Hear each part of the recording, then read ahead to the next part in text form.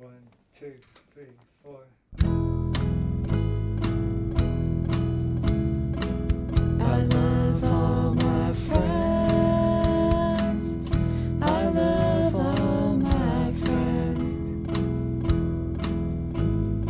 I'm parking the car, turning off the lights.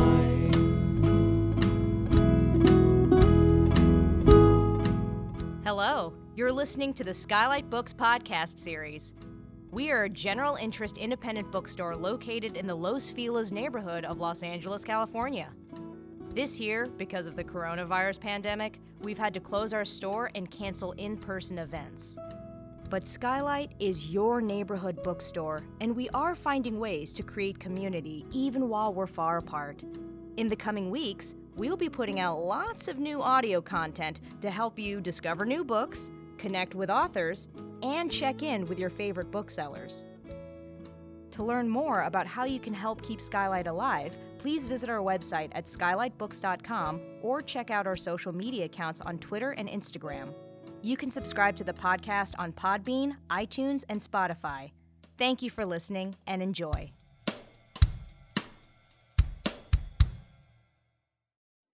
Hello, everyone. Welcome back to the Handsell, the bookseller segment of the Skylight Books podcast series. I'm your host and podcast producer, Nick Kowaleski, alongside my co-host, Maddie Gobo, events manager.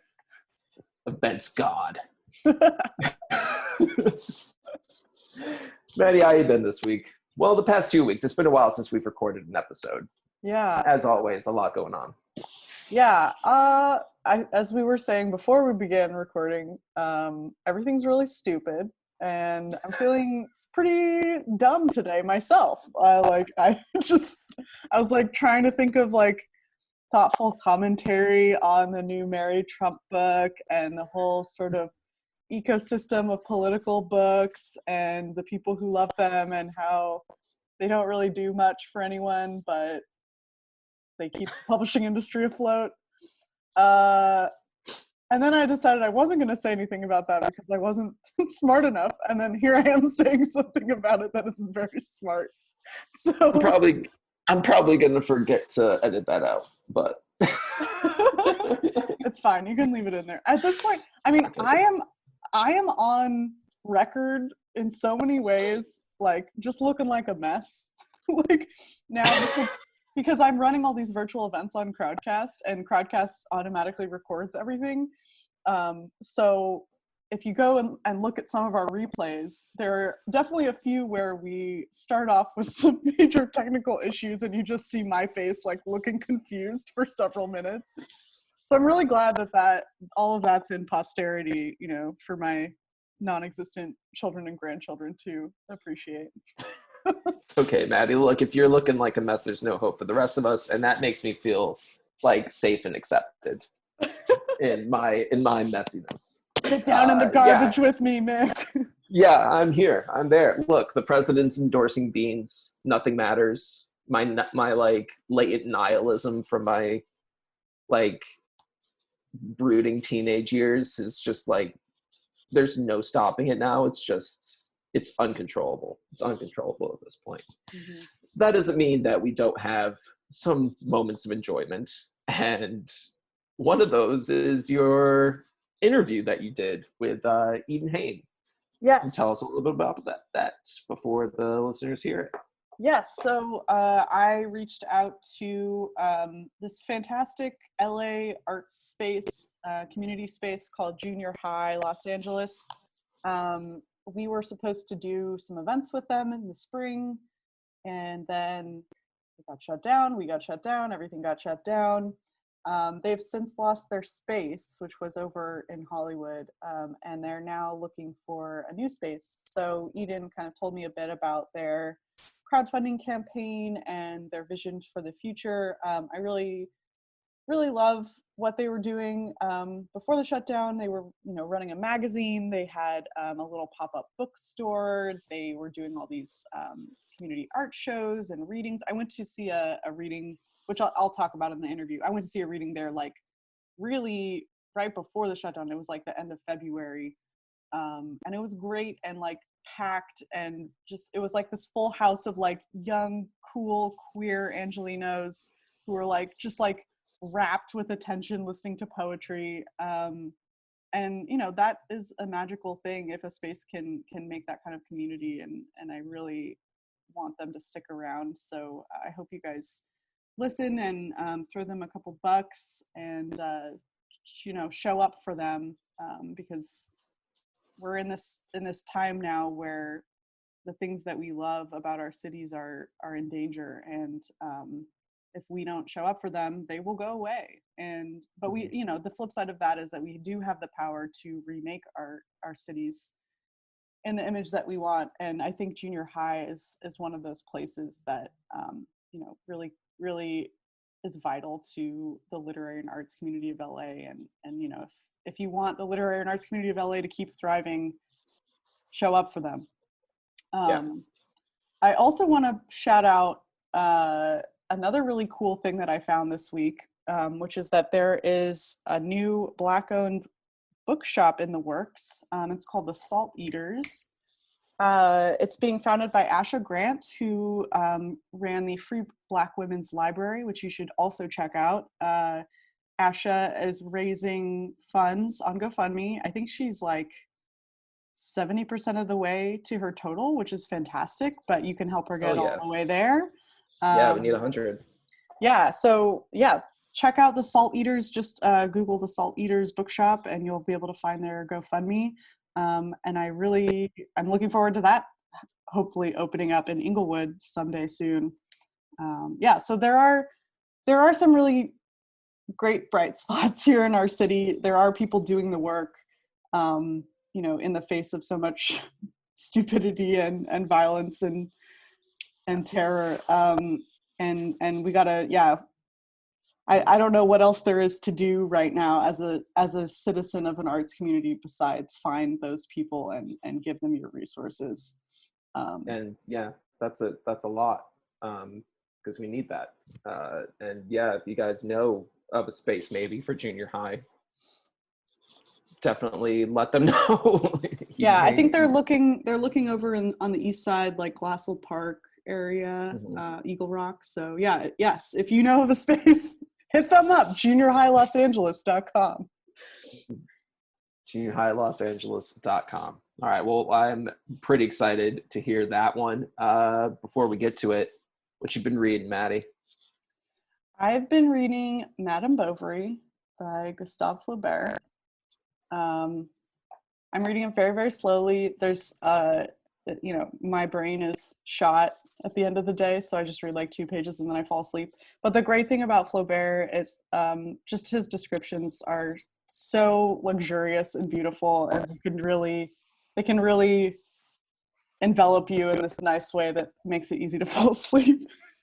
Even though, you know, the book is quite dramatic and, you know, filled with passion. There's something very soothing to me about reading these long flowing sentences. So yeah, I've been reading that, and then I also am reading this essay collection by Elisa Gabbert called The Unreality of Memory, which that comes out in August, and we're doing an event with her and Brandon Taylor August 17th. So keep your eyes peeled for that, because that's going to be a really good conversation. Anyway, Elisa's essay collection is it's all about kind of the cultural moment that we're living in, where basically our lives are being shaped by these enormous forces that we have no control over. You know, there's all these slow moving disasters happening concurrently. And her essays kind of talk about the various ways that individual people cope with living under these forces. She talks about some really interesting ideas like compassion fatigue, which is pretty self-explanatory, but basically where, you know, there's too much demanding your attention and your emotion in the world, and you burn out. And this is actually a phenomenon that happens to healthcare workers and you know, people working in war zones and things like that. But it also happens to people who are on the internet all day. She also talks about conversion disorders, which are this kind of like broad class of psychological symptoms and effects, where basically a group of people have some kind of buried trauma, and the fight or flight sort of response has been stymied, and so the energy from that response comes out in all kinds of bizarre and unusual ways. So, for example, the Salem witch trials could be seen as an example of conversion disorder, all these people believing that they'd been cursed by witches when really they were probably dealing with the traumas of colonialism and Puritanism and all of that kind of stuff. There have been rashes of teenage girls in various high schools having fainting fits. There's all kinds of like strange outpourings of energy that happen in social groups that are kind of expressions of other things that have been sublimated. Anyway, so I think Elisa is like one of these cultural critics that is really able to write clearly about this incredibly confusing time. I find her kind of Sontagian, actually, in a lot of her thinking. And I'm just really excited to hear her talk about the book and to hear other people's thoughts on it. So yeah, check that out when it comes out in August, The Unreality of Memory. Nick, Yeah. what about you? Great. What are you reading? Well, I've been moving apartments for the last week, and I also went back to my full-time job during the week. So a lot less time for reading than I had before. But I think the next thing on my list is going to be rereading the Tao of Pooh by Benjamin Huff, a classic. Talk about comfort food. It's just like wholesome ways to interpret the universe in a way that feels healthy to me, and sort of like cope with everything that's going on, the stupidity of being at this moment. For those of you who don't know, the Tao of Pooh is basically a book where the author Benjamin Huff explains the concepts and tenets of Taoism, which is like a Chinese philosophy / religion, through the work of A. Milne's Winnie the Pooh series, sort of explaining how Winnie the Pooh himself is a perfect representation of Taoism, which is sort of like this, it's a pretty relaxed philosophy. I think it's accurate to say I'm not like an expert on Taoism, so I'm not going to like try to explain something that is almost like essentially unexplainable to listeners, but it is something that makes me feel like things make sense a little bit, and I would recommend that to anyone who is maybe looking for a different way of looking at the world through the eyes of one of the most wholesome and adorable characters in literature history. So yeah, get that if you can. But in the meantime, we got an interview to get to, Maddie. Yes. So listeners, enjoy the interview, and Maddie, I'll talk to you soon. Yes, indeed. All right. We'll see you around. All right. See you, Maddie. Hello there, Skylight listeners. Welcome back to the Handsell. This is our Skylight Books bookseller podcast, where Skylight booksellers talk to some of our favorite people in the arts and literary community, hear how they're doing, how they're holding up, what they're working on. Today we are talking to Eden Hain of Junior High. I'm going to give them their full introduction in just a second, but I wanted to say welcome to the podcast, Eden. Thank you for being here. Thank you so much. I'm glad to be here. All right, so before we get started, I just want to give one more plug for our virtual events that are happening on Crowdcast. If you check out our page at crowdcast.io/skylightbooks, you've probably already heard me plug this, but I'm plugging it again because we have a really great schedule coming up for August, and I'm really excited about all these events, and I really want lots of people to see them and listen to them. So yeah, you can follow us on our page there. All of our events are free to attend. They're also free to replay. So if you miss one, you can watch it right there on our page. full video, chat, everything. Pour yourself a cocktail, pretend you're there. Nobody will know the difference. All right, so I'm going to go ahead and introduce our guest today. Eden Hain is an LA-born and raised musician, most often seen in SoCal's DIY music venues when we're not living through a pandemic, or chronicling internet trends as a reformed YouTuber and someone who's not quite sure if they're a millennial or Gen Z. I guess we can talk about that. Where is the cutoff there? Eden started volunteering at junior high in 2017, but has been attending and organizing shows since the doors first opened in 2015. Now they are the space manager responsible for booking all local and touring acts, organizing volunteers, and occasionally copy editing the magazine. For more about their individual endeavors and hot takes, you can follow them at Eden Hain on Instagram and Twitter. Hello, Eden. Hello. That was a beautiful introduction that I wrote and you read. Yeah, thank you so much. I'm so excited that you're here because we were going to work on some events together right before the pandemic, and then we had to cancel all of them, and I was really sad about it because I love junior high. It's such a cool space. Thank you so much. Yeah, and I was like just really bummed. We were going to do a birthday party for Jenny Zhang's my baby first birthday with a cake. I was like so excited about that. But oh, I didn't even know about the cake aspect. Now I'm even sadder that all of that got canceled. Well, we'll reschedule it for, sometime in the future. Absolutely. So for our listeners who aren't aware of junior high, could you just tell them sort of what junior high is, what you all are about? Yeah, so basically I always say that junior high is kind of everything and whatever you want it to be. We're a gallery, music, venue, art space, community gathering space that we just like want to be a place for people to gather and feel community and feel at home, where they haven't been able to feel that way in any other sort of gallery, music, art space before. Yeah, the last time I visited the space was for a reading from the LA publisher Not a Cult. Yeah. Which was so fun. And there was an art show up like in the room where the performance was happening. And you guys had just kind of started a little pop-up book stand with all the Not a Cult books. There was like a lot crammed into that very small space. You guys were really making it pay in terms of community and arts display. It was just very cool.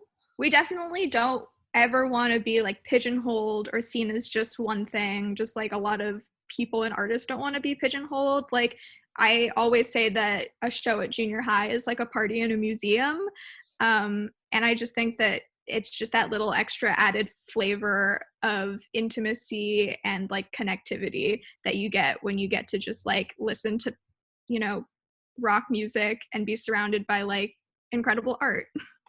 Yeah. Can you talk also a little bit about the junior high magazine? Because I know that's something you're involved with and it's very gorgeous, like, and people are buying it. We started the publication in 2018, right? I think so.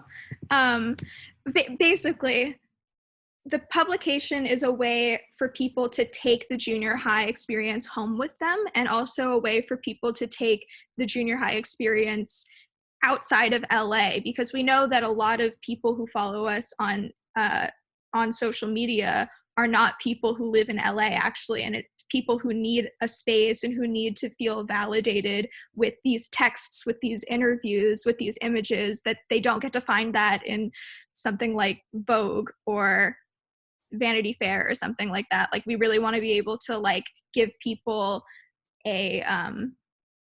give artists the full treatment that they don't get if they're not millionaires. Yeah, I love that. Can you give some examples of like your favorite pieces from the magazine recently? I don't mean to put you on the spot, but if anything comes to mind. Yeah, we did like an incredible interview with Jessica Salgado, and it was between her and another poetry friend whose name I can't remember her last name, but I know her first name is Teresa, and they both sort of came up in the SoCal Fairfax poetry scene together. And so it was just a way that they sort of were holding each other accountable in their growth, in their art, in their learning about activism and community. And when I was reading it, because I read the unedited version, just like the conversation between the two of them, I fully cried at like multiple points. Like it's just like so wonderful to read the perspectives of women that, like, again, you really don't get to see in any other place. Yeah, I've heard Jessica read a couple of times at Skylight and also at junior high, and every time it's like hard to describe this experience, but she's able to create this feeling in a room of just like total like care and community, and I'm very impressed by her as well. She's incredible.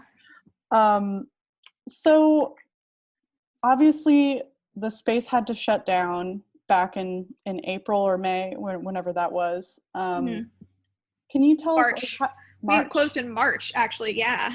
Oh my God, it feels like it's been both 1,000 years and 1 minute since then. Oh yeah. I think we talk a lot about how time is fake now, but I really feel like I was just there yesterday. Yeah. So how have things been going since that shutdown? What's happened to the organization and to the space in the event of all of this nonsense? Yeah, well, so we've been trying to make the best of the situation, and we actually closed the space before the governor and the mayor advised us to, because we were seeing the concern that our volunteers were having and the concern that our community were having about the safety, because the space is so small and the events we were going to put on were definitely going to be like packed out, amazing events. So we thought it best to close down so that everyone had peace of mind. And then as time kept going on, we started realizing that it was not going to be realistic for us to open up anytime soon. And after 3 months of closure, our landlord, who was giving us our rent for half of the amount that he usually was charging us, told us that he was going to start charging the full amount again. And we were just like, we can't even open again. Like, this is really difficult and like really unsafe and really putting us in a position that we don't know how to handle. So we broke the lease and moved everything out, and now we're looking for a new space so that we can reopen, and trying to do our best to keep the energy of Los Angeles and junior high going online by we haven't been doing the virtual shows really, but we do have a book club that meets monthly, and we've been trying to post weekly or bi-weekly informational graphics and a bi-weekly newsletter so that people can still feel like they get the recommendations of things that they would not normally see. But we're just trying to provide that sort of like gap. So yeah, this is obviously, you've had to kind of rethink everything. Yeah. How could you talk about how the kind of mission of junior high has changed or adapted over the last couple of months? Like, obviously without a space, I'm sure the top of the list is finding a new space. Yeah. But what are some other changes that you all have gone through? Well, actually, I wouldn't say that any changes have really been made to our mission. I feel like the resurgence in political activity from the Black Lives Matter movement is just sort of like galvanizing our mission statement of like knowing that we've been doing this important work for many years and making sure that people feel safe and heard above all other things is like the key most important point. And so in looking for a new space, we're definitely looking for something that's still accessible, something that's still affordable, and something that puts our community first. I saw also that as part of this kind of ongoing search for the new space, you are also looking into some sort of like community trainings for the staff and how to like de-escalate and administer Narcan and all that. So I thought that was such a really an amazing goal. And I just would love to know where that kind of, how that came about and how you all have kind of developed that idea. Yeah, well, in all of the years that junior high was open, we never called the police ever. We definitely got emails in complaint. We definitely got complaint emails from our neighbors saying that like we were loud and rowdy and they were going to call the police on us, but we always thought like that was ridiculous and we were never deserving of that sort of attitude, because all we were ever trying to do was celebrate our ability to be together. And the ideas that our neighbors had were just like, I don't know. I don't even know what to say about that. But basically, we want to move into a place that's farther away from like residents, so that they don't have to feel like. Hold on, I'm so sorry. Now. Okay, cool. So edit all of that out.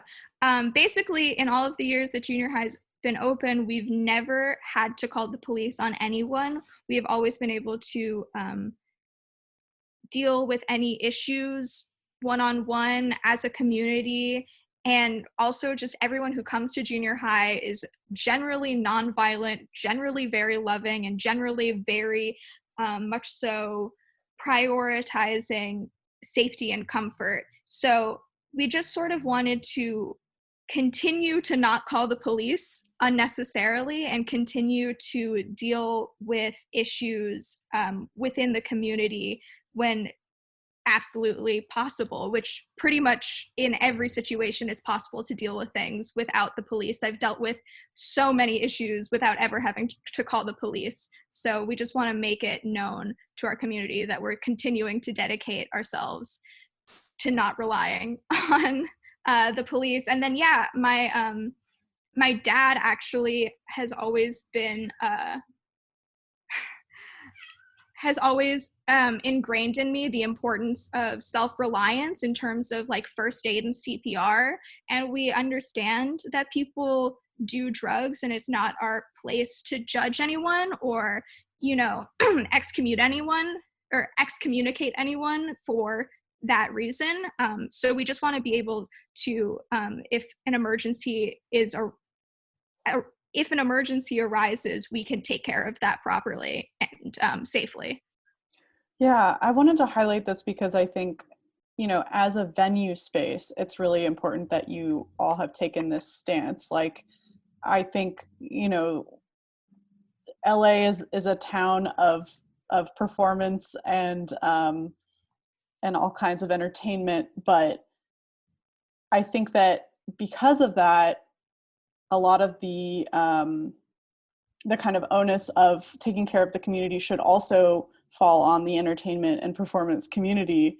And I think, you know, if you are making a space where people can gather, you also have to acknowledge that, you know, there are issues that people are going to bring into your space, and you need to be ready for those, and you need to be understanding of those and not just like kicking people out. So I think that's something that's really beautiful and unique about junior high's whole operations and mission statement. So just wanted to shout that out to our listeners. Thank you. Yeah, we always, you know, we see these issues and we hear what people are saying. We really try to take, you know, people's criticisms and advice very, very seriously. So when we see these things happening, we want to be able to put those things into effect and be able to practice what we preach. And not everyone is perfect as soon as they like jump into stuff. Like there is definitely a learning curve when it comes to being like a community space,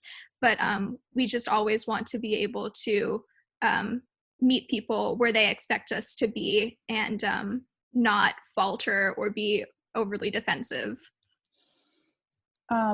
So how you all had a mostly volunteer-run staff. Is that right? Entirely volunteer run.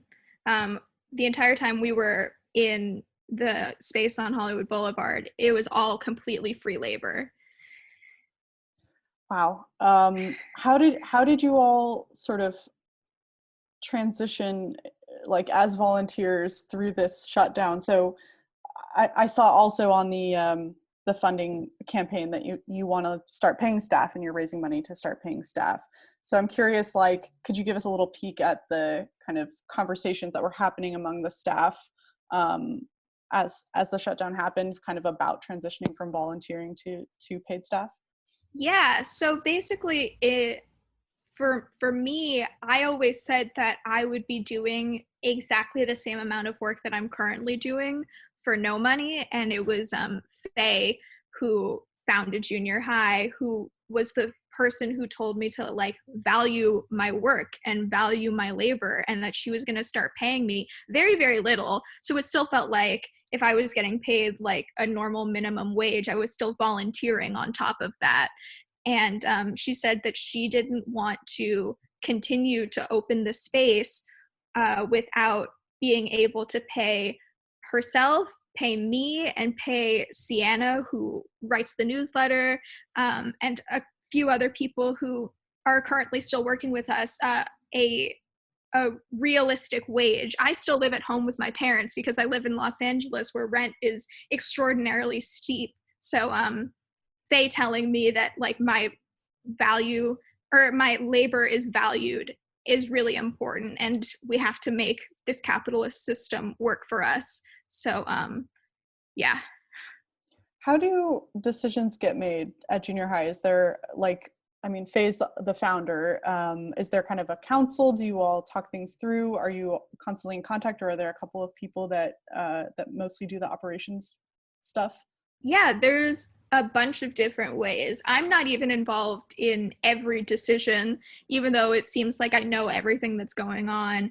Faye has like this amazing ability to come up with a million ideas on the spot. I've sat with her in meetings where someone's like, if we were to give you this amount of money, what would you do with it? And she comes up with all of these incredibly detailed plans. And I'm always amazed that she just like has this going on in her head. But then, yeah, so we have a staff of people who meet weekly, and there's 6 of us who meet weekly. And then there's also a board that we have, and that's something like 10 people. So, and then also Faye just has like a bunch of different like artist friends. So she'll go, if we get like an email proposing an idea for a program, a show, an exhibition, she'll go and she'll talk to various different people who she whose value or for whose insight she values, and gets their take and says like, do you think that this is a good idea? Do you think this is a perspective that needs to be heard? Do you agree? Like, how can we help this person like make their idea a reality, et cetera, et cetera. So yeah, it's general, you know, like community. There's like the 6 of us who meet weekly, and then there's 10 other people on top of that, and then there's, you know, everyone else in LA who we've like featured in the magazine or who's like generally walked in the door. Just like we're always trying to keep it, you know, community based. That's great.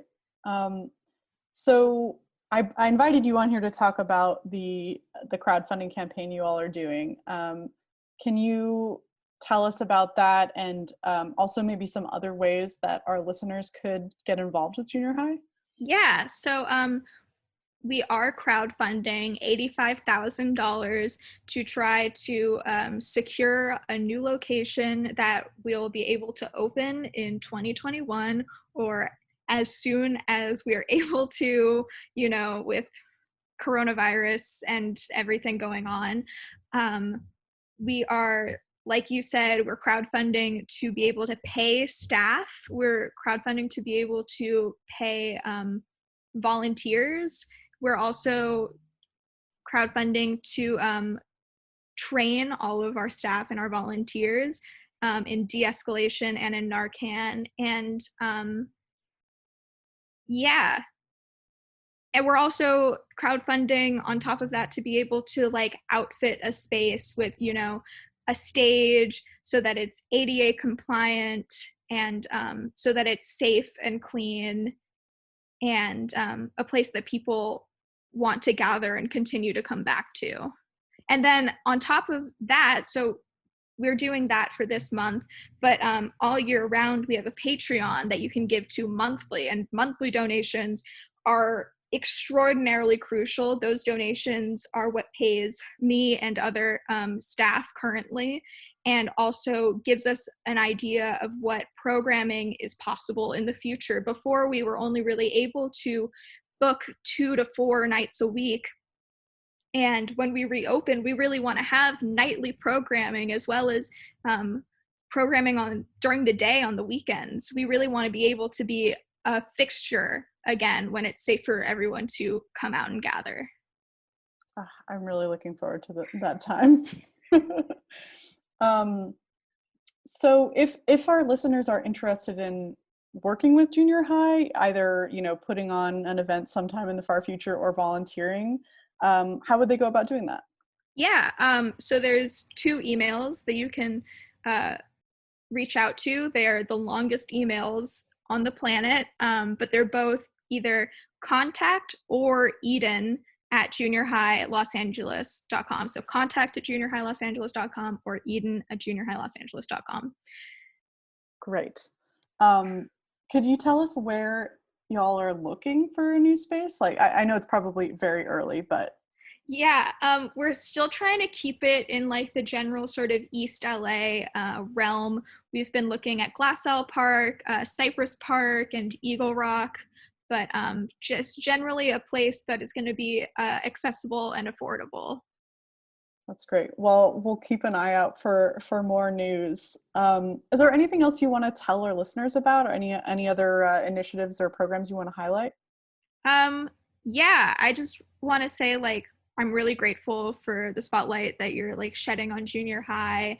We really rely on the mutual aid from our community because we've been applying for grants and for governmental loans, but like as it's becoming increasingly obvious that the governmental loans are just going towards big corporations, it's going towards billionaires, it's going towards American Airlines instead of, you know, the little guys. Like, I'm sure you guys have been applying for these loans as well. So we really, really need this money because the government won't give it to us. And we want to prioritize our community. We really want to prioritize the people of Los Angeles and the people, not even just the people in Los Angeles, but anyone who needs that safe space to gather. And we can't stress enough the importance of Black Lives Matter and the Black people who are posting free resources for us right now, because like I said before, we are taking everything in. We are listening, and we want to bolster the community and make sure that all of the hard work that's going on right now isn't lost. Yeah. Yeah. Well, I wish you all so much luck with this campaign. I really want junior high to stick around. I think you guys are doing incredible work, and that LA is so much better for you. So listeners, please give them your money. You know, I am constantly finding new community organizations and initiatives that are worthy of support. But, you know, junior high is one of those for sure, and one of my favorite places that I've discovered since I've been in LA. And yeah, Eden, thank you so much for talking to me today. I really appreciate it, and I hope that this podcast helps get the word out. Yeah, thank you so much, and yeah, have a great day and stay safe, and wash your hands. Oh, Eden, before you go, what is the link for the GoFundMe? Yes. Okay. There's a couple of links. You can go to juniorhighlosangeles.com/donate, and that's going to redirect you to the GoFundMe. But you can also go to charity.gofundme.com/o/en/campaign/ JRHI. All right. Everybody got that? Did you write it all down? You can play it back if you need to. We'll put the link in the episode description so you don't have to remember. All right. So once again, before we say goodbye, my guest today was Eden Hain, the space manager at Junior High Los Angeles. Eden, thank you for being with me today. Thank you so much. All right. So long. Thank you for listening to the Skylight Books podcast series. Please don't forget to visit our website at skylightbooks.com and make sure to follow us on Twitter and Instagram. Also, don't forget to subscribe to this podcast for more author talks and bookseller conversations. You can find us on Podbean, iTunes, and Spotify. Stay safe and healthy, and we hope to see you back in our store soon. I see